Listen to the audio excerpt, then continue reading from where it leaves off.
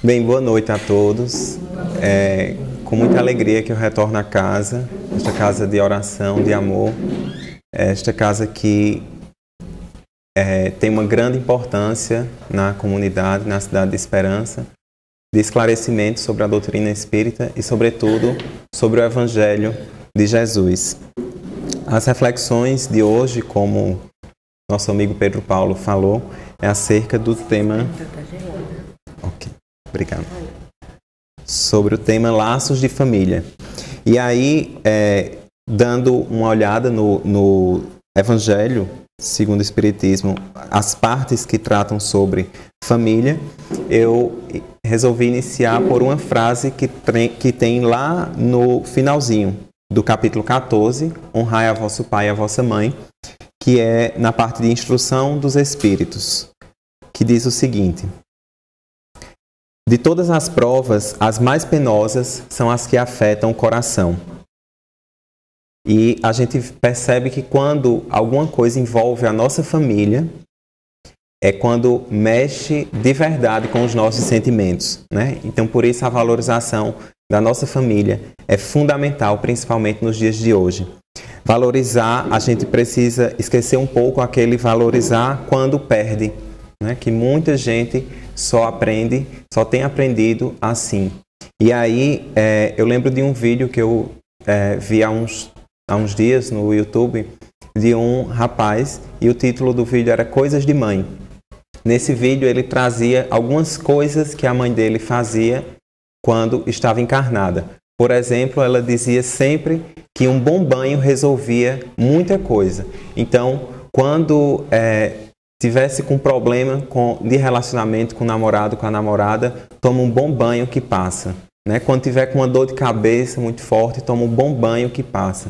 Quando tiver com problemas da vida, toma um bom banho que passa. Né? Alguém já deve ter escutado algumas mães dizendo isso também.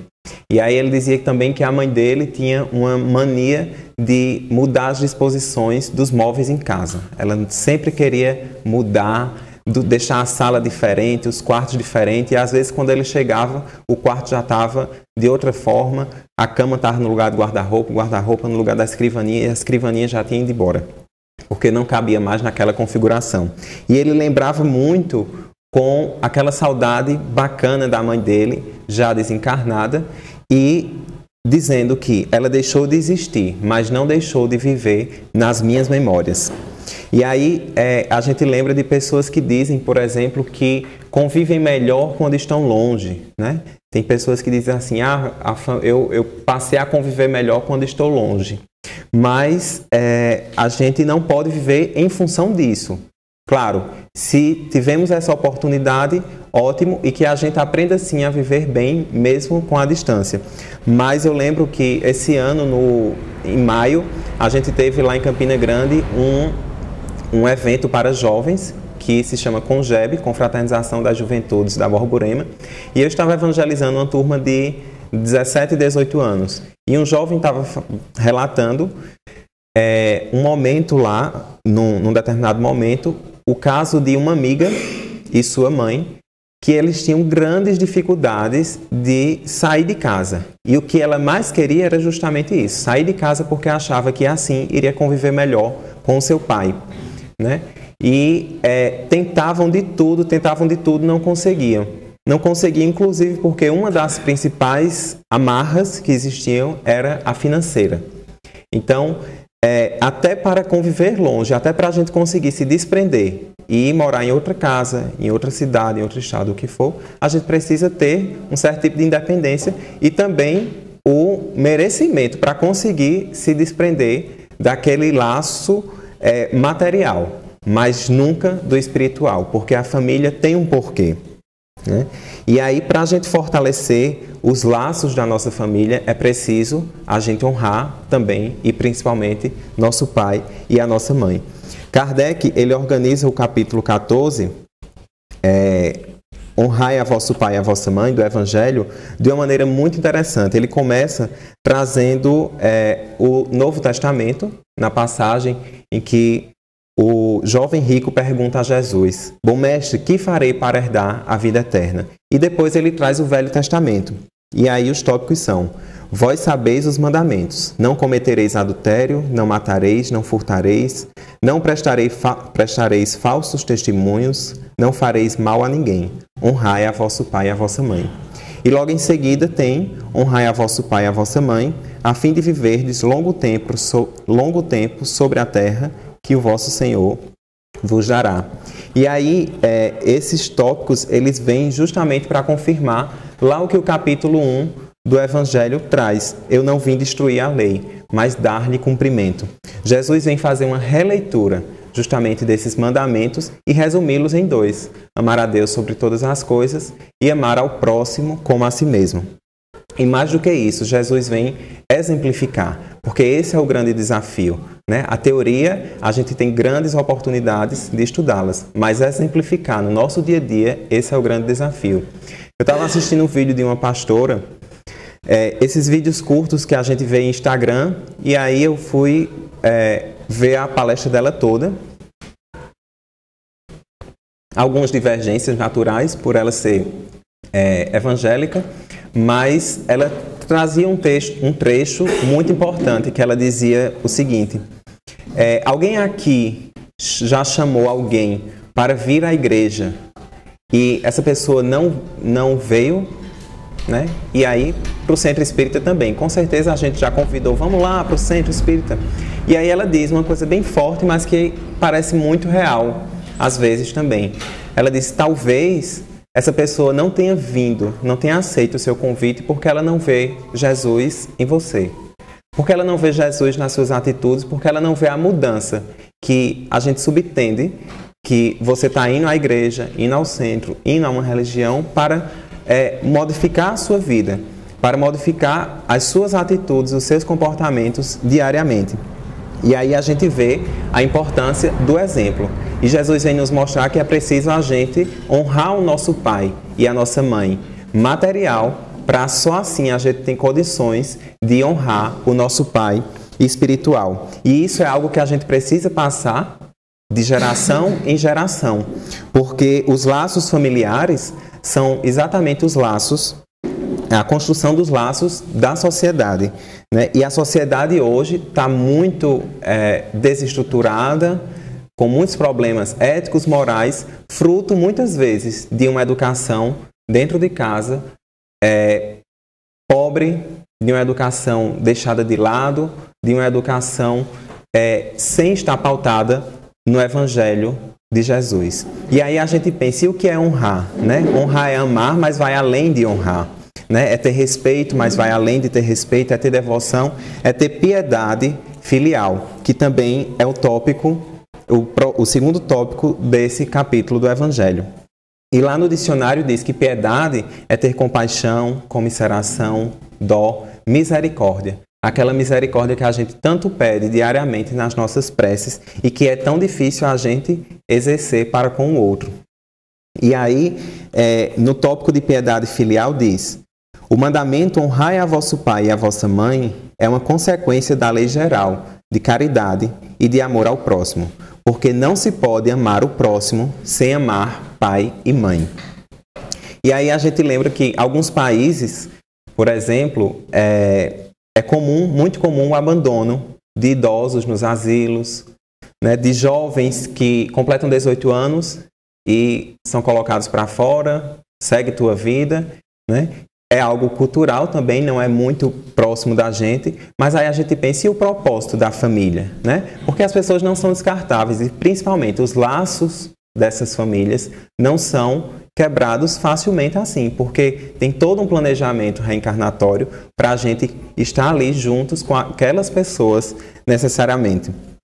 E aí a gente pensa, se ainda está difícil amar, que a gente honre, né, aquelas pessoas, porque amar é um processo. Na verdade, amar é a grande meta das nossas encarnações. A gente está aqui diariamente aprendendo, e há muito tempo também, muito tempo nessa encarnação e em outras encarnações, para aprender a amar como Jesus amou. Existe um planejamento familiar, né? O planejamento reencarnatório. E esse planejamento existe aqueles lares que vêm por merecimento e por necessidade. Em praticamente todos, muitos por necessidade, né? E aquela necessidade de reparar algumas arestas que existem entre as pessoas, entre uma ou outra, um pai, um filho, uma mãe, um irmão, né? Alguma divergência que exista, mas que a gente não encare esse reparar como pagar uma dívida, né? Mas como uma oportunidade da justiça divina, de a gente se reajustar com aquelas pessoas que alguma divergência tivemos no passado. E aí existem os laços materiais, como também existem os laços espirituais. Tem o ponto também do Evangelho, que é justamente o parentesco corporal e o parentesco espiritual. Os espíritos que se encarnam numa família, sobretudo entre parentes próximos, são espíritos simpáticos, unidos por relacionamentos anteriores que se traduzem por sua afeição durante a vida terrestre. Mas pode ocorrer também que esses espíritos sejam completamente estranhos uns aos outros, divididos por antipatias anteriores, igualmente anteriores, que se traduzem da mesma forma por seu antagonismo na Terra, para lhe servir de prova. Os verdadeiros laços de família não são, pois, os da consanguinidade, mas os da simpatia e da comunhão de pensamentos que se unem aos espíritos antes, durante e após a sua encarnação. E a gente pensa, mas minha família é muito difícil, minha mãe é assim, meu pai é assim, né? E como conviver com isso, como administrar isso? Encarnar não é tão simples, né? Não está tão simples também. São muitos espíritos querendo esta oportunidade, sobretudo num período de transição para o mundo de regeneração, qual estamos passando, e aí a gente teve uma oportunidade, a gente teve a bênção de estarmos aqui encarnados, porque o nosso pai e a nossa mãe quis, porque eles admitiram que fosse feita essa vinda nossa para o planeta Terra. E aí a gente lembra que, dados do IBGE, mais de 8,7 milhões de brasileiras com idade entre 18 e 49 anos já fizeram ao menos um aborto na vida. O Ministério da Saúde divulgou que Paraíba e Amapá tiveram os maiores crescimentos de aborto, casos de aborto, do ano de 2016 para 2017. Então, o nosso estado aqui tem grandes índices de aborto ainda. E aí, lá no Livro dos Espíritos, na pergunta 357, tem assim: que consequências tem para o espírito o aborto? E a espiritualidade responde: é uma existência nulificada e que ele terá de recomeçar. Na pergunta seguinte, constitui crime a provocação do aborto em qualquer período da gestação? E aí a gente viu agora a recente discussão que está aí do STF, né, querendo uma legalização do aborto para 12 semanas, até 12 semanas.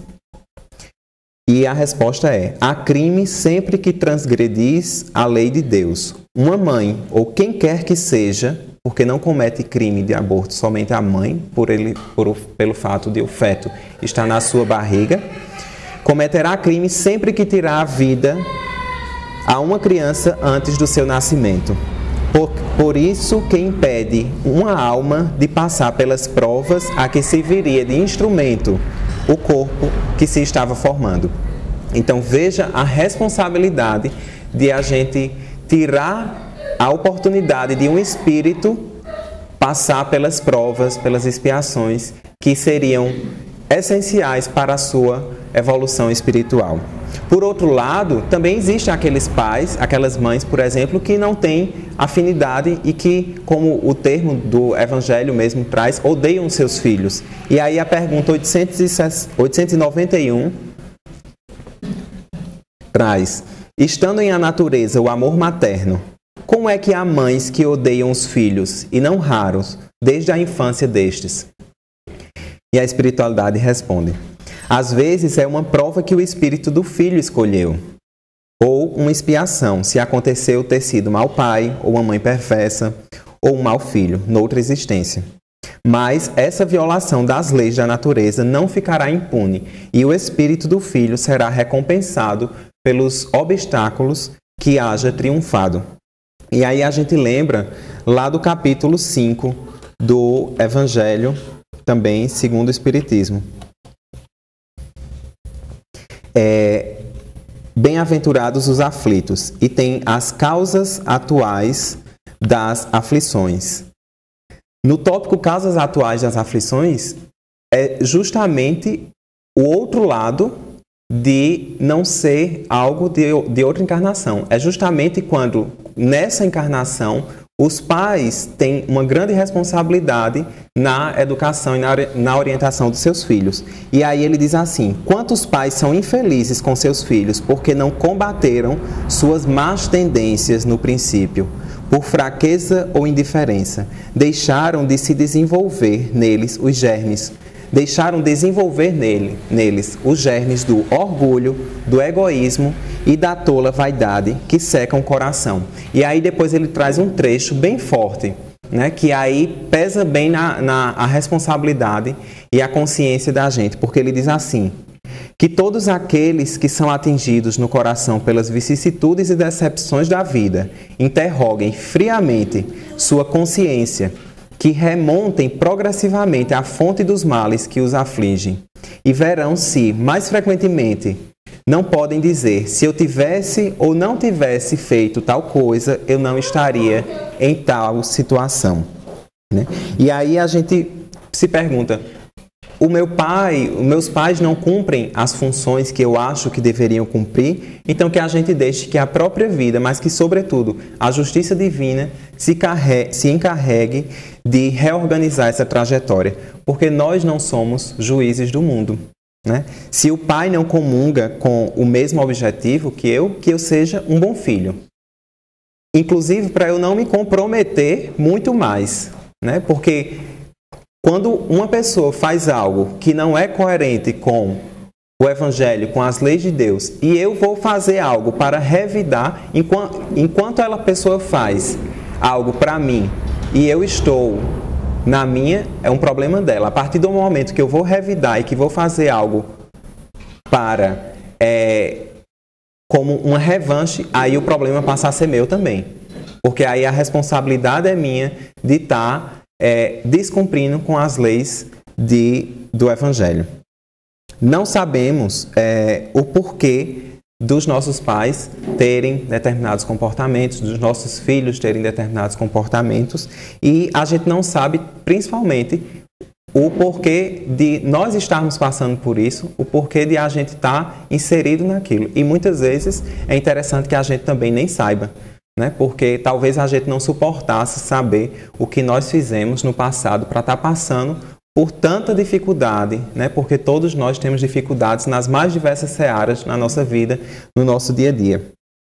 Em meio a qualquer tipo de embate, a conversa é sempre a melhor opção. É a gente retribuir de maneira positiva, é a gente reagir de maneira positiva àquelas pessoas que trazem algo que não é tão positivo para a gente, algo negativo para a gente, que a gente retribui, inclusive, muitas vezes é importante a gente retribuir com um silêncio, né? E como é importante a gente, em determinados momentos, a gente engolir, né, no seco, e depois a gente ver como foi importante eu ser forte naquele momento e não revidar, porque a partir do momento que eu revido, eu estou me comprometendo muito mais. Né? Algo que chama muita atenção nesse capítulo 14 é que ele está entre o capítulo 13, que se intitula Que a vossa mão esquerda não saiba o que dá a vossa mão direita, e entre o capítulo 15, Fora da caridade não há salvação. Então é algo muito simbólico e, consequentemente, a gente conclui que honrar pai e mãe é uma das maiores caridades que a gente pode e deve ter na nossa vida. Né? Nós temos o dever de ampará-los nas suas necessidades. Durante a encarnação a gente sofre, a gente tem contendas, desentendimentos, e em família aí é que isso acontece mesmo. Né? É natural, e Jesus disse: no mundo tereis aflições, mas tende bom ânimo. O sofrimento é o alerta pedindo mudanças nas nossas vidas. mudança de atitudes, são mudanças de comportamento que precisamos ter, mudanças de pensamento também em relação à importância daquela família para a nossa vida, a importância de estarmos ali para evoluirmos espiritualmente, para a gente se trabalhar, para a gente trabalhar os nossos sentimentos dentro de cada um de nós, a gente pegar o que a gente tem e melhorar a partir do tratamento responsável com o sentimento alheio, porque a gente precisa ter responsabilidade com o sentimento das pessoas, a gente ter responsabilidade no que a gente desperta nas outras pessoas, se a gente desperta raiva, se a gente desperta ódio, né? Ou se a gente desperta paz, tranquilidade, sorrisos, né? Lá no capítulo 5 também, das bem-aventuranças, tem o bem e o mal sofrer. E aí é sofrer sem revolta, sem indiferença, entendendo que aquela situação que a gente passa tem uma importância para a nossa evolução. Em janeiro desse ano, a gente começou a fazer os evangelhos dos trabalhadores do MIEP, né, que é no local do evento. O Movimento de Integração Espírita na Paraíba, que acontece lá em Campina Grande no período do Carnaval. E aí um dos evangelhos, a pauta do dia foi o capítulo 14, o honrai a vosso pai e a vossa mãe. E uma das trabalhadoras, ela se sentiu super à vontade para conversar com a gente e dizer o quanto a doutrina espírita trouxe subsídio suficiente para ela entender a situação de, por exemplo, ter um pai extremamente ausente, um pai que não a reconheceu e que ela tinha tudo, segundo ela, para ser revoltada, para ir de embate com ele o tempo todo. E aí a doutrina espírita trouxe todas essas lições para ela realmente entender que cada um de nós temos as nossas limitações.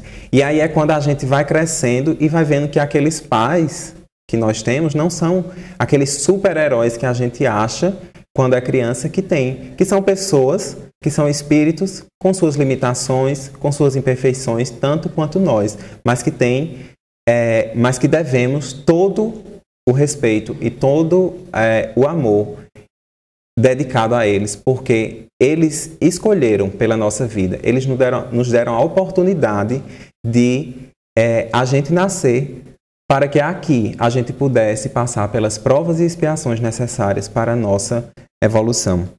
A gente pode muito, mas a gente não pode tudo. A gente não pode mudar as pessoas, né? E aí, quando a gente lembra de casos de famílias complicadas, a gente lembra do caso da empregada doméstica lá no interior de Minas Gerais, né? Que saiu da sua família lá, passando fome, cerca de 20 anos, que sonhava em ter uma vida melhor, em ir para a capital, em estudar psicologia, e ela vai para a capital, vai para Belo Horizonte para arrumar um emprego, uma condição de vida melhor, e vai trabalhar como empregada doméstica, lá na década de 70, na casa de um bancário que tinha 3 filhos.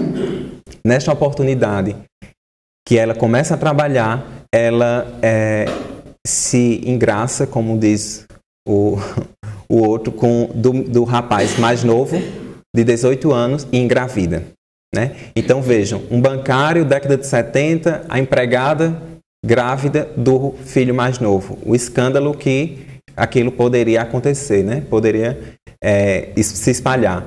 E aí, o que foi que fizeram? A família pega o rapaz, some com ele, né? Viaja, e ela fica naquela, né? Tinha tudo para quê? Para abortar, pessoas colocando na cabeça para abortar, e ela não. Vou enfrentar as dificuldades. E ela ainda fica um tempo na casa, depois vê que não tem condições, não dá certo, sumiram com o rapaz, ela volta para a sua cidade no interior. E ela volta para a cidade no interior com muitas dificuldades, com muita fome, passando por todas as intempéries possíveis, mas leva a gravidez adiante. E ela leva com muito amor aquela gravidez.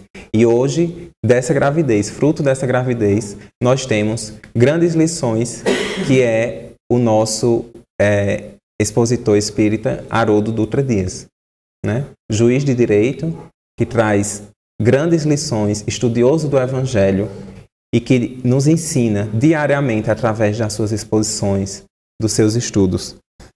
São essas e outras dificuldades que a gente se depara durante a vida. E a gente lembra também do caso de Divaldo Franco, né? Que ele, a mãe dele teve 13 irmãos, ele foi um dos 13 irmãos. A mãe morreu com 86 anos nos braços deles. E ele disse: eu aprendi o que era amor com minha mãe, porque minha mãe engravidou de mim com 46 anos, entrando na menopausa, e o médico disse: a senhora precisa abortar.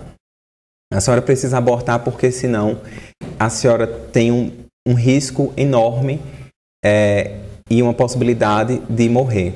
E aí ela disse que para dar a vida é preciso dar a vida. E ela disse: eu vou levar adiante a gravidez.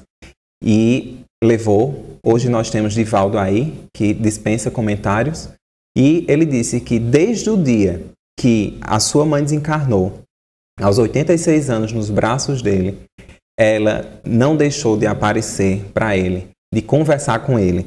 E ele conta que todos os dias, quando ele acorda, ela chega para ele, ela aparece para ele e diz: Di, já orou?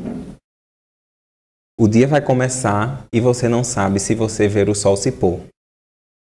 E aí, ele que viaja mais de 250 dias por ano, dando palestras, quando ele chega à noite, que vai dormir, ela aparece: Di, já orou? E muitas vezes ele brinca, ele diz: minha mãe, meu dia foi uma oração. Passei o dia fazendo preces, fazendo palestras. E ela diz: você precisa fazer sua oração, porque você vai dormir e não sabe se amanhece. Né? Então a gente vê a importância de a gente, mesmo que a gente passe o dia no centro espírita, que a gente, às vezes já aconteceu de passar manhã, tarde e noite. A gente faz prece de manhã, faz de tarde, faz de noite. Mas quando a gente vai dormir, a gente faz a nossa prece. Né? É diferente. Quando a gente acorda, a gente faz a nossa prece. Mesmo que a gente de 8 horas já tenha compromisso no centro. Então, lá no capítulo 4, que também fala de família, aí tem tudo a ver com essa parte do caso de Divaldo, que é o tópico os laços de família fortalecidos pela reencarnação. Os laços de família não são destruídos pela reencarnação, como pensam certas pessoas. Ao contrário, eles são fortalecidos e se estreitam. É o princípio oposto que os destrói. Os espíritos formam no espaço grupos ou famílias unidos pela afeição, pela simpatia e semelhança de inclinações. Esses espíritos, felizes por estarem juntos, se procuram. A encarnação não os separa, senão momentaneamente. Porque depois de sua reentrada na erraticidade, eles se reencontram como amigos no retorno da viagem. Então, você visualiza bem isso quando, após o desencarne, né, aquelas afinidades que existem, aqueles que perderam os seus pais, seus entes queridos, seus familiares. Quando realmente existe aquele sentimento de alma para alma, após a volta para a erraticidade, existe o reencontro e é como se fosse aquele reencontro de amigos após a viagem. Frequentemente mesmo, eles se seguem na encarnação, onde se reúnem numa mesma família ou no mesmo círculo, trabalhando em conjunto para o seu mútuo adiantamento. Se uns estão encarnados e outros não estejam, por isso não estão menos unidos pelo pensamento. Ou seja, independente os laços espirituais que nós temos, é independente inclusive da encarnação. Porque esses laços, eles unem através do pensamento os que estão encarnados e os que estão desencarnados. E aí a gente tem esse laço, acima de tudo, de amor. Os que estão livres velam sobre os que estão cativos. Os mais avançados procuram fazer progredir os retardatários. Depois de cada existência, deram um passo no caminho da perfeição, cada vez menos ligados à matéria. Sua afeição é mais viva, pelo fato mesmo de ser mais depurada, não perturbada pelo egoísmo, nem pelas nuvens das paixões. Eles pedem, pois, assim socorrer um número ilimitado de existências corporais, sem que nenhum prejuízo afete a sua mútua afeição. Então, a importância de a gente preservar alimentar esses sentimentos. Porque se a gente convive com as pessoas e aquele sentimento a gente não consegue aprofundar e conectar alma com alma, aqui começou e aqui nessa encarnação ele finaliza com o desencarne.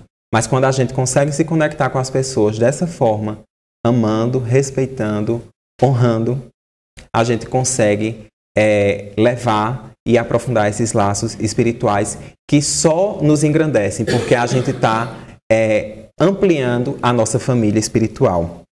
E a gente sempre tem algo a ver com essas histórias, essas tramas que estamos inseridos, né? Porque a espiritualidade é muito sábia e ela não coloca ninguém no meio do caminho da gente sem que tenha um porquê.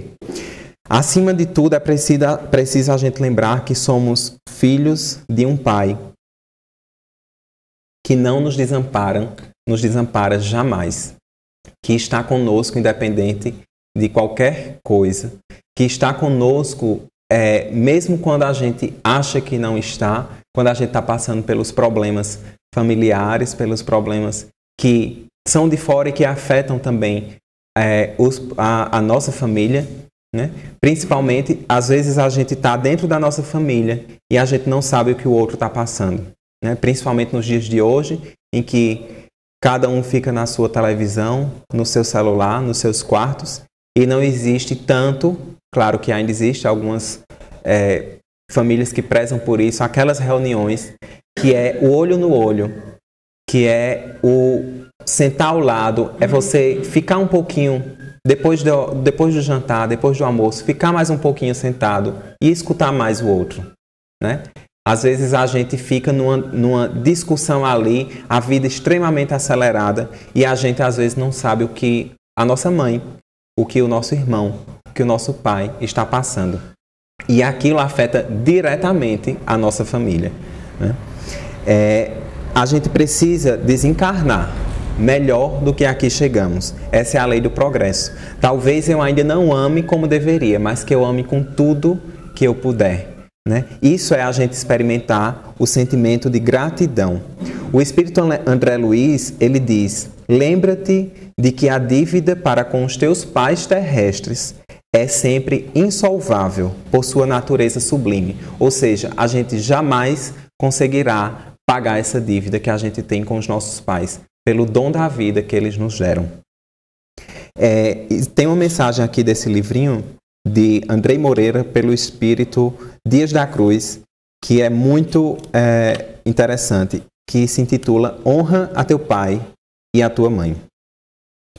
Honra todo dia as fontes sagradas da vida que te geraram e agasalharam no instante primeiro.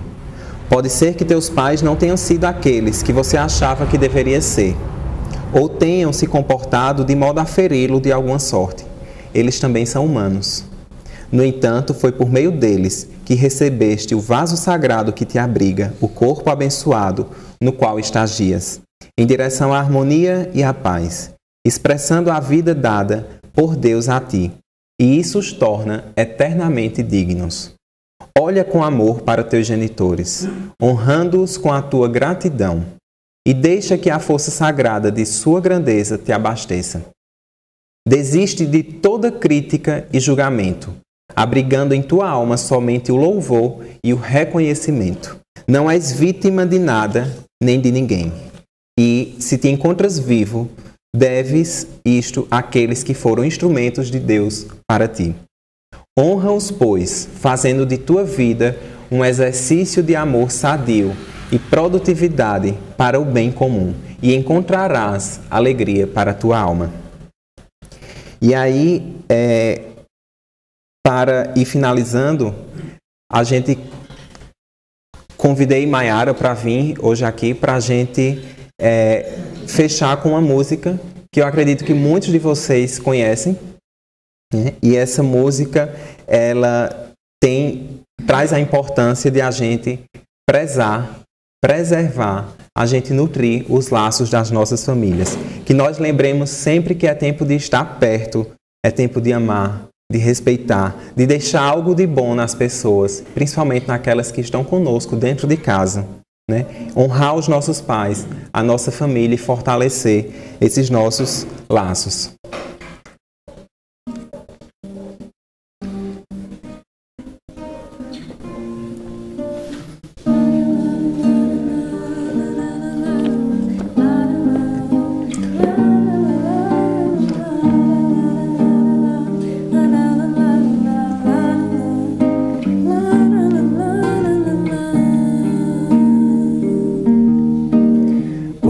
Pessoas sofrem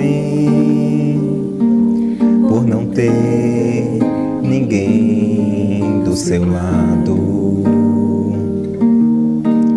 Quantos casais se perdem no vazio por estarem separados.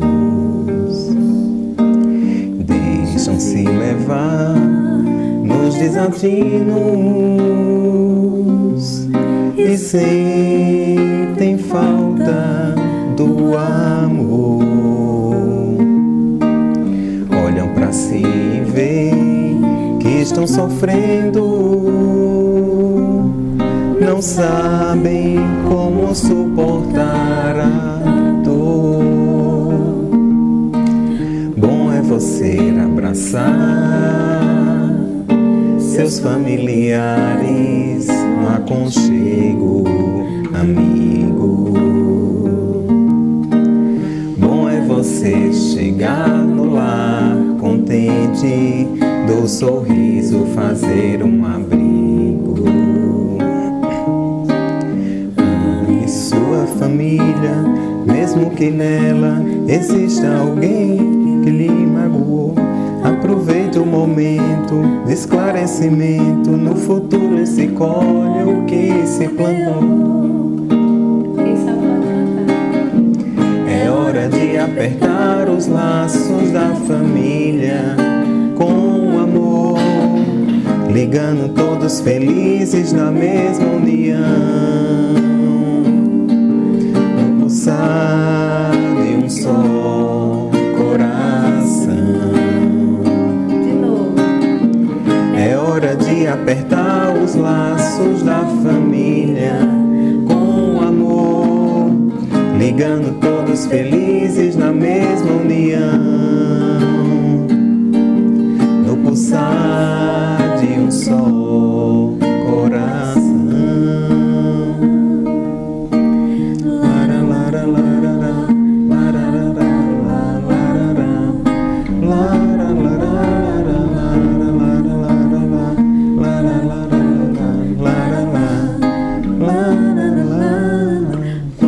Pessoas sofrem por não ter ninguém do seu lado.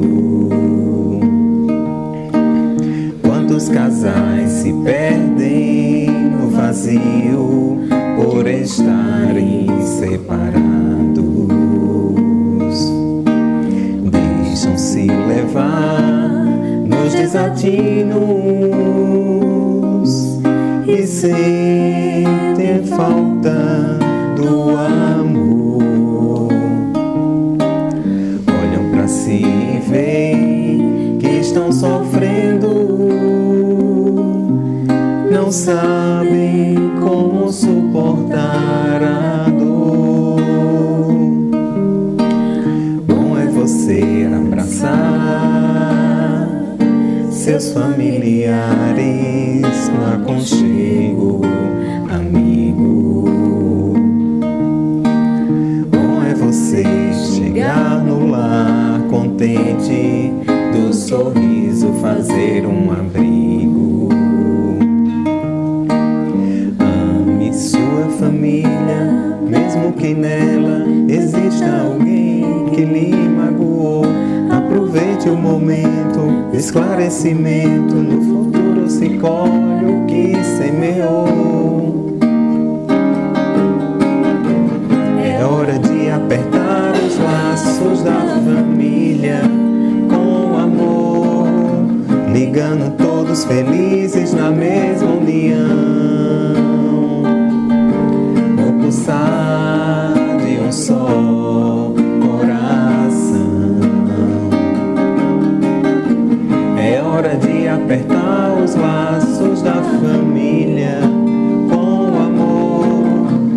ligando todos felizes na mesma união,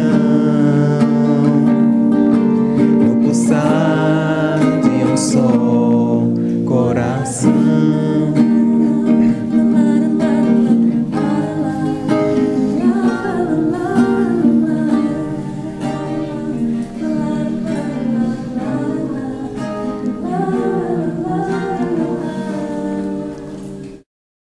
Bem, fica essa mensagem. Eu queria agradecer a Maiara, né, companheira que está indo comigo em algumas palestras aí. Eu passo a música para ela ensaiar, cantar e a gente trazer uma mensagem com essa leveza também da música, né, da arte, que ela sabe fazer muito bem. E agradecer ela, inclusive está com um probleminha nas cordas vocais, mas se prontificou a vir hoje, se comprometeu. Então agradeço a todos vocês a atenção, desejo muita paz e que Jesus e a espiritualidade amiga abençoe o lar e a família de cada um de vocês. Muito obrigado pela atenção.